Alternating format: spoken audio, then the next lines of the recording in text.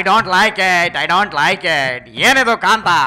ಸೋನಿಯಾ ಗಾಂಧಿ ಬರ ಪ್ರವಾಸ ಮಾಡಿದ್ರೆ ಫ್ಲವರ್ ಪಾರ್ಟಿ ಅವರು ಲೇವಡಿ ಮಾಡ್ತಾರೆ. ನಮ್ಮ ಹೈಕಮಾಂಡ್ ಮೇಡಮ್ಗೆ ಲೇವಡಿ ಮಾಡಿದ್ರು ಅಂತ ಕೈ ಪಾರ್ಟಿ ಅವರು ಗರಂ ಆಗ್ತಾರೆ. ಎಟಿಜಿಗೆ ಮೋಸ ಮಾಡಿದವ್ರ ವಂಶ ನಿರ್ವಂಶ ಆಗೋಗ್ಲಿ, ಸರ್ವನಾಶ ಆಗೋಗ್ಲಿ ಅಂತ ಕಾವಿ ಸ್ವಾಮಿ ಶಾಪ ಹಾಕ್ತಾರೆ. ಈ ಕಾವಿ ಸ್ವಾಮಿಗೆ ರಾಜಕೀಯ ಯಾಕೆ ಬೇಕು ಅಂತ ಭಕ್ತರು ಕೋಪ ಹಾಕ್ತಾರೆ. ಒಟ್ನಲ್ಲಿ ಈ ನಮ್ಮ ಕಂಟ್ರಿನಲ್ಲಿ ಅವರ ಕಾಲನ್ನ ಇವರು ಎಳಿತಾರೆ, ಇವರನ್ನ ಅವರು ಲೇವಡಿ ಮಾಡ್ತಾರೆ. ದಿನ ಬೆಳಗಾದ್ರೆ ಈ ಲೇವಡಿ ಕಾಮಿಡಿ ಮಾಡ್ತಾ ಮಾಡ್ತಾ ತಾವು ಮಾಡೋ ಕೆಲ್ಸಾನೇ ಮರ್ತ್ ಬಿಡ್ತಾರಲ್ಲ ಕಾಂತ, ಮಾಡೋ ಕೆಲ್ಸಾನೇ ಮರ್ತ್ ಬಿಡ್ತಾರೆ. ವಾಟಾಡ ಓಕೆ ಬಾಯ್. ಇವಾಗ ಸದ್ಯಕ್ಕೆ ನಾವು ಪಂಚಿಂಗ್ ಡೈಲಾಗ್ನ ಸೈಡ್ಗಿಟ್ಟು ಜಸ್ಟ್ ಸಿಟಿ ರೌಂಡ್ ಹೊಡ್ಕೊಂಡು ಯಾರ್ಯಾರು ಏನೇನ್ ಹೇಳಿದಾರೆ ಅಂತ ಕೇಳ್ಕೊಂಡ್ ಬರೋಣ. ನಡೆ ಕಾಂತ ನಡೆ. ಸೇಮ್ ಸಾಹೇಬ್ರೆ ಶುರು ಮಾಡ್ರಪ್ಪ. ನಾನು ಕಾಂಗ್ರೆಸ್ನ ಎಲ್ಲ ನಾಯಕರನ್ನ ಈ ರಾಜಕೀಯ ಮಾತಾಡೋದನ್ನು ಸ್ವಲ್ಪ ನಿಲ್ಲಿಸಿ ಅಂತ ಅವರಲ್ಲಿ ವಿನಂತಿ ಮಾಡ್ತೇನೆ. ಯಾಕ್ರಿ ಏನಾಯ್ತು? ಪ್ರತಿ ಹಂತದಲ್ಲೂ ಕೇವಲ ಕ್ಷುಲ್ಲಕ ರಾಜಕಾರಣ ಮಾಡ್ತಾರೆ.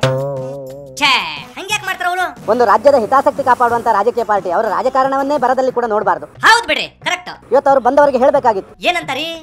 ನೋಡಿ ನಮಗೆ ಇಷ್ಟು ನುಕ್ಸಾನ್ ಆಗಿದೆ, 50% ಕೊಡಬೇಕು, ಅವರಿಂದ ಆ ಸಾರ್ವಜನಿಕ ಸಭೆಯಲ್ಲಿ ಅವರು ಹೇಳಿಸಬೇಕಾಯ್ತು. ಕರೆಕ್ಟ್. ಇದನ್ನೇನು ಮಾತಾಡುವಂತ ಪ್ರಯತ್ನ ಯಾರು ಮಾಡಲಿಲ್ಲ. ಕರೆಕ್ಟ್. ಬೇರೆ ಮಾತಾಡಿದ್ರು, ತುಂಬಾ ಮಾತಾಡಿದ್ರು. ಕರೆಕ್ಟ್. ತುಂಬಾ ಮಾತಾಡಿದ್ರು. ಓಹೋ, ಹಂಗ ಮ್ಯಾಟ್ರು. ಎಲ್ಲಿಗೋ ಹೋದ್ರೆ ನಮಗೆ ಅಲ್ಲಿ ಸ್ವಲ್ಪ ರಾಜಕೀಯವಾದಂಥ ಲಾಭ ಆಗುತ್ತೆ ಅಂತ ಹೇಳುವಂಥ ದೃಷ್ಟಿಕೋನದಿಂದ ಅದನ್ನು ಮಾಡಿದ್ರು.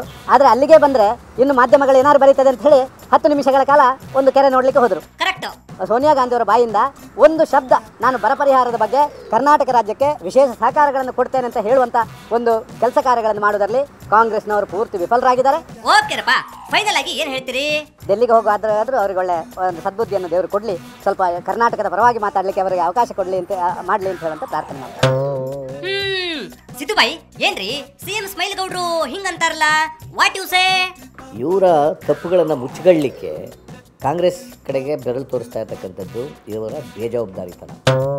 ಹಂಗ ಸ್ವಲ್ಪ ಡೀಟೇಲ್ ಹೇಳ್ರಿ. ಅವರು ಇವತ್ತು ಜನರಿಗೆ ಮಾಡಿರ್ತಕ್ಕಂಥ ಅನ್ಯಾಯವನ್ನು ಮುಚ್ಚಗಳ್ಳಿಕ್ಕೆ ಈ ಪ್ರಯತ್ನ ಮಾಡ್ತಾ ಇದ್ದಾರೆ. ಹೌದಾ?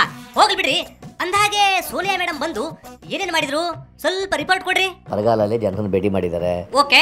ಒಣಗೋಗಿರೋ ಕೆರೆ ನೋಡಿದ್ದಾರೆ. ಫೈನ್. ಜನರ ಜೊತೆ ಮಾತಾಡಿದ್ದಾರೆ. ಬಪ್ಪರೆ. ನಮ್ಮ ಜೊತೆ ಮಾತಾಡಿದ್ದಾರೆ, ನಮ್ಮ ಜೊತೆ ಚರ್ಚೆ ಮಾಡಿದ್ದಾರೆ. ನಾವೆಲ್ಲರೂ ಕೂಡ ಅವ್ರಿಗೆ ಅವ್ರ ಗಮನಕ್ಕೆ ತಕ್ಕ ಬಂದಿದ್ದೀವಿ. ಶಬಾಷ್. 186 ಕೋಟಿ ಅಪ್ರೂವ್ ಮಾಡಿ 70 ಕೋಟಿ ಆಲೆ ಬಿಡುಗಡೆ ಮಾಡಿದ್ದಾರೆ. ಅಬ್ಬಬ್ಬಾ.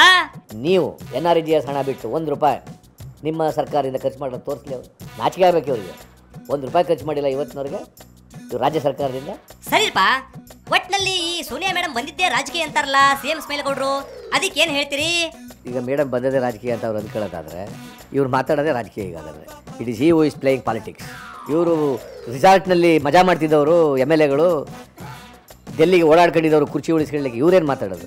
What moral right they have? ಓ ಹಂಗ ಆಯ್ತಪ್ಪ, ಸಖತ್ತಾಗಿ ಮಾತನಾಡಿದ್ರಿ. ಈಗ ಅಲ್ಲಿ ಒಬ್ರು ಸ್ವಾಮೀಜಿ ನಮ್ಮ ಯಡಿಯೂರಪ್ಪನವರ ರಕ್ಷಣೆಗೋಸ್ಕರ ಏನೋ ಯಾಗ ಮಾಡಿದಾರಂತೆ. ಅದು ಯಾವ ಯಾಗ, ಏನೇನು ಮಾಡಿದಾರಂತೆ ಜಸ್ಟ್ ನೋಡ್ಕೊಂಡ್ ಬರ್ತೀನಿ. ಹೇಳ್ರಪ್ಪ, ಈ ಯಾಗದ ಸಂಕಲ್ಪ ಏನು? ಈ ಯಾಗವನ್ನು ಮಾಡಿ, ಮಹಾಕಾಳಿ ಚಂಡಿಕಾ ಯಾಗವನ್ನು ಮಾಡಿ, ಮಹಾರುದ್ರ ಯಾಗವನ್ನು ಮಾಡಿ ಕೇಳ್ತಾ ಇರೋ ಸಂಕಲ್ಪ ಒಂದೇ. ಏನದು? ಯಾರಾದ್ರೂ ಬೇಕು ಅಂತ ತೇಜೋವಧೆ ಮಾಡಿ ಆತನನ್ನ ಸ್ಥಾನದಿಂದ ಇಳಿಸಬೇಕು ಅನ್ನೋ ತೀರ್ಮಾನವನ್ನು ಮಾಡಿ, ಬೇಕಾದ ಷಡ್ಯಂತ್ರಗಳನ್ನು ರಚನೆ ಮಾಡಿ, ಇಲ್ಲದ ಸುಳ್ಳು ಆಪಾದನೆಗಳನ್ನು ಮಾಡಿ, ಆತನಿಗೆ ಬಂಧನವನ್ನ ಮಾಡಿ ಆತನ ಸ್ಥಾನವನ್ನ ಕಿತ್ಕೊಂಡಿರೋದೇ ಸತ್ಯವಾಗಿದ್ರೆ. Okay, stop. ನೀವು ಏನೇನು ಹೇಳ್ಬೇಕಂತೀರಿ 120 ಕಿಲೋಮೀಟರ್ ಸ್ಪೀಡ್ ನಲ್ಲಿ ಡೀಟೇಲ್ ಹೇಳ್ಬಿಡ್ರಿ. ಹಾ, ಶುರು ಮಾಡ್ರಿಪ್ಪ. ಇದಕ್ಕೆ ಮುಕ್ಕೋಟಿ ದೇವತೆಗಳು ಇದಕ್ಕೆ ಸಾಕ್ಷಿ, ಮುಕ್ಕಣ್ಣ ಮುರಹರನ್ ಇದಕ್ಕೆ ಸಾಕ್ಷಿ, ನಮ್ಮೆಲ್ಲರನ್ನು ಒತ್ತಿರಪ್ಪ ಈ ವಸುಂಧರ ಇದಕ್ಕೆ ಸಾಕ್ಷಿ. ಭಕ್ತಿ, ಕ್ಷಮೆ, ದಯೆ, ಯೋಗ, ಯಾಗ, ಶ್ರುತಿ, ಮತ, ಮಯ, ವಿರಕ್ತಿ, ಘೋರವ್ರತ, ತಪಸ್ಸು, ನಿಷ್ಠೆ, ಜಪ, ಗುಣಾಸಕ್ತತೆ, ಸ್ನಾನ, ಮೌನ, ಧ್ಯಾನ, ಆಕಾರ, ಸತ್ಯ, ನೇಮ ಅನ್ನೋದು ಈ ಭರತ ಭೂಮಿಯಲ್ಲಿ ಇರೋದೇ ಸತ್ಯವಾಗಿದ್ರೆ, ಆ ಯಡಿಯೂರಪ್ಪನವ್ರನ್ನ ನಿಜವಾಗ್ಲೂ ತೇಜೋವಧೆ ಮಾಡಿರೋದೇ ಸತ್ಯವಾಗಿದ್ರೆ, ಈ ಯಾಗ ಅವರ ವಂಶವನ್ನೇ ನಾಶ ಮಾಡ್ತದೆ. ಅದೆಲ್ಲ ನಿಜರಪ್ಪ. ಅಕಸ್ಮಾತು ಯಡಿಯೂರಪ್ಪನವರೇ ತಪ್ಪು ಮಾಡಿದ್ರೆ, ನಿಜವಾಗ್ಲೂ ಯಡಿಯೂರಪ್ಪನವ್ರು ತಪ್ಪನ್ನೇ ಮಾಡಿದ್ದಾರೆ ಅನ್ನೋದು ದೈವತ್ವಕ್ಕೆ ಬಿಟ್ಟಂತ ವಿಚಾರ ಮಾಡಿದ್ರೆ ಏನಾಗುತ್ತೆ? ಈ ಯಾಗ ಅವರು ಏನು ತಪ್ಪನ್ನು ಮಾಡಿದ್ದಾರೋ ಅದಕ್ಕೆ ಏನು ಶಿಕ್ಷೆಯನ್ನು ಕೊಡಬೇಕಾಗಿತ್ತು ಅದಕ್ಕೆ 100 ಪಟ್ಟು ಶಿಕ್ಷೆಯನ್ನು ಕೊಡ್ಲಿ ಅನ್ನೋಂತ ಯಾಗ. ಅಬ್ಬಬ್ಬಾ, ಆಯ್ತಪ್ಪ ಸ್ವಾಮೀಜಿ, ನೀವು 120 ಕಿಲೋಮೀಟರ್ ಸ್ಪೀಡ್ ನಲ್ಲಿ ಸಖತ್ತಾಗಿ ಮಾತಾಡಿದ್ರಿ. ಇವಾಗ ನಮಗೆ ಟೈಮ್ ಆಯ್ತು, ಬರ್ತೇವಿ. ಬೈ. ಕೇಳದ್ಯಾ ಕಾಂತ ಇವರ ಟ್ರಿಕ್ಕು ಗಿಮಿಕ್ಕು ಏನು ಅಂತ? ನಡಿ ಕಾಂತ, ಅದೇನೋ ಇಡ್ಲಿ ಜೊತೆ ಸಾಂಬಾರ್ ತಿಂದೆ ನಮ್ಮ IQ 140 ಲೆವೆಲ್ಗೆ ಹೋಗುತ್ತಂತೆ, ಸಖತ್ತಾಗಿ ಜಾಸ್ತಿ ಆಗುತ್ತಂತೆ. ನಡಿ ಕಾಂತ. ಸೊ ನಮ್ಮ ಸದಾನಂದ ಮಯ್ಯ ಅವರ ಹೋಟೆಲ್ಗೆ ಹೋಗಿ ಬಿಸಿ ಬಿಸಿ ಇಡ್ಲಿ ಸಖತ್ತಾಗಿರೋ ಸಾಂಬಾರ್ ತಿನ್ಕೊಂಬರೋಣ ಕಲಿಸ್ಕೊಂಡು.